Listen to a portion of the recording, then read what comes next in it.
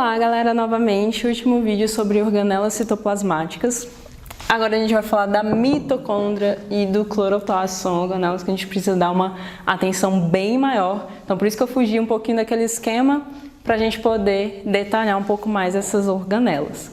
Então aqui a gente tem a mitocôndria, que tem como função respiração celular, que a gente vai ver isso melhor numa próxima aula de metabolismo, como é que funciona esse processo. Primeiro vamos nos ater mais às características que compõem essa organela em si, toda a sua morfologia. Então aqui, o que eu tenho nessa organela? Primeiro, eu tenho duas membranas. Eu tenho uma membrana externa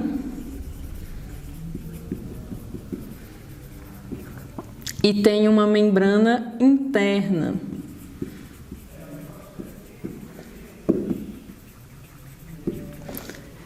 Além disso, eu tenho aqui um DNA circular, que é próprio dessa organela. Tenho um DNA circular próprio. Eu tenho também dentro dessa organela seus próprios ribossomos, que são esses pontinhos que eu desenhei. Eu tenho aqui então ribossomos, que são organelas relacionadas à síntese de proteínas. Eu também tenho aqui moléculas de RNA, que são produzidas também dentro da mitocôndria. E a gente tem regiões que a gente também dá nome dentro dessa mitocôndria. Então essa região aqui de dentro eu chamo de matriz mitocondrial. E essa região onde a gente tem essas pregas na membrana interna, essa região de pregas, eu chamo de cristas mitocondriais. Então a gente tem aqui as cristas, a gente tem a matriz.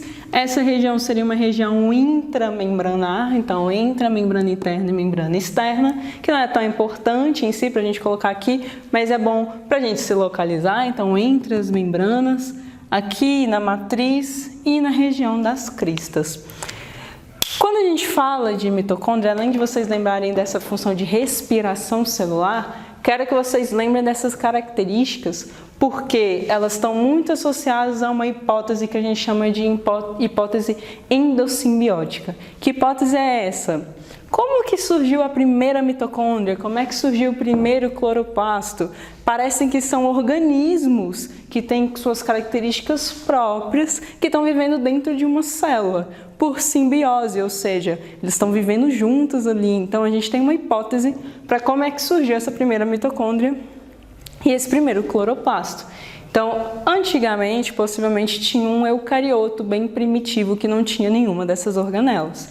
E aí ele fagocitou um outro organismo que fazia uma respiração, provavelmente uma bactéria, que fazia uma respiração celular. E ao invés de isso ser digerido depois que foi fagocitado, como a gente comentou do lisossomo, ter essa fusão e degradar tudo, então ao invés de ser digerido, esse organismo continuou vivendo lá dentro da célula, de boas, e começou a ter uma relação de simbiose, ou seja, eles começaram a viver juntos, eles começaram a trocar nutrientes entre si, trocar benefícios entre si. Então, essa ideia do viver junto foi tão benéfico para esse organismo quanto para aquela célula eucariótica. E aí, com o passar do tempo, esse organismo teria virado o que a gente tem hoje como mitocôndria, e um outro organismo que fazia fotossíntese, que foi fagocitado, possivelmente uma cianobactéria, por exemplo, que é uma bactéria que faz fotossíntese, hoje é essa organela que a gente chama de cloroplasto. Então, quais as características que a gente tem hoje, que a gente visualiza nas mitocôndrias hoje, que faz com que a gente acredite ainda mais nessa hipótese, que sustenta pra caramba essa hipótese. É uma organela super, super complexa, parece que é realmente um organismo que está ali vivendo dentro da célula. Então, em relação às outras organelas que a gente citou, ela é uma das organelas mais complexas que tem, juntamente com os cloroplastos. E, além disso, a gente tem duas membranas. Uma membrana que é de uma característica, de uma constituição bem similar com a nossa membrana plasmática, que possivelmente foi a nossa membrana plasmática que, fagocitando esse organismo, formou aquela vesículazinha, aquele fagossomo. E a membrana interna já é de uma constituição mais parecida com de bactérias, que seria a membrana plasmática daquele organismo. A gente tem um DNA circular próprio, ou seja, um material genético que é bem parecido com a constituição de materiais genéticos de procariotos, de bactérias, então um DNA circular. E, além disso, a gente tem uma autoduplicação dessas duas organelas, ou seja, elas se duplicam na célula de forma independente. Então, beleza, a célula pode estar se dividindo, fazendo uma mitose, uma meiose, essas organelas vão se duplicar, mas se não estiver fazendo também, for necessário duplicar a organela, vai se duplicar de uma forma independente em relação à célula. Então, todas essas características sustentam essa hipótese endossimbiótica que a gente tem. E só comentando, essa organela praticamente está presente em todas as células eucariotas, com exceção de um grupo de protozoários que não tem mitocôndria, beleza? Mas praticamente está em todos os eucariotos.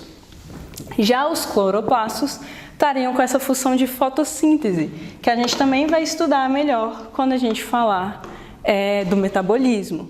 Então, quando a gente fala de fotossíntese, associem na hora ao cloroplasto, e esse cloroplasto tem várias características também super importantes. Nós também temos uma membrana externa e uma membrana interna.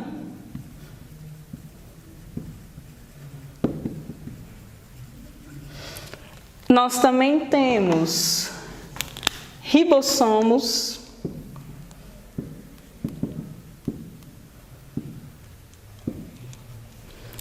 nós temos moléculas de RNA também. Nós também temos DNA circular próprio dessa organela, com material, com uma informação totalmente diferente do genoma da célula em si. Então, DNA circular próprio. E nós temos algumas características um pouco diferentes em relação às mitocôndrias. São esses pacotinhos que ficam empilhados aqui. Então, cada pacotinho a gente chama de tilacoide. Que depois a gente vai ver a importância desses tilacoides. E quando a gente tem esses tilacoides empilhados, a gente chama de grânum. Então, esse conjunto de tilacoides a gente chama de grânum. E na membrana desses tilacoides, como eu desenhei aqui, a gente tem pigmentos, como a clorofila. Então, esses pigmentos vão estar associados a uma função super importante para que a gente tenha fotossíntese, que é a absorção da luz, a absorção desses elétrons, para a gente poder utilizá-los para fazer ATP, para fazer NADPH, para a gente poder mandar essa energia para fazer uma glicose. Então, vai ser extremamente importante esses pigmentos aqui. Onde esses cloroplastos estão presentes? Em plantas e em algas. E a gente tem esses pigmentos, como a clorofila, a gente pode ter outros pigmentos também que ajudam na absorção dessa luz, como os carotenos. E a gente tem essa hipótese endossimbiótica que também está atribuída ao cloroplasto, porque a gente também tem duas membranas, a gente também tem um material circular próprio, bem característico de procariotos, a gente também tem essa complexidade e a gente também tem essa capacidade de autoduplicação. Então, além dessas características, dessas estruturas que a gente marcou aqui, assim como a mitocôndria, a gente tem regiões específicas que a gente também dá nome. Então, essa região aqui de dentro, como se fosse a matriz mitocondrial, no cloroplasto, a gente chama essa região de estroma. Então, lembrem dessa palavrinha, estroma e tilacoide, que a gente vai precisar pra caramba quando a gente for estudar fotossíntese. Assim como cristas mitocondriais e matriz mitocondrial, porque alguns processos vão acontecer especificamente nesses locais. Beleza? Qualquer dúvida, estamos disponíveis pelo WhatsApp, só mandar pra gente que a gente tenta responder o mais rápido possível, beleza? Dá aquela estudada, dá uma lida na apostila, pra gente dar uma aprofundada mais, aqui eu tô tentando ser o mais direta possível, pra gente fazer vídeos os mais simples possíveis e vocês poderem aproveitar pra caramba, beleza? Beijinhos e bons estudos!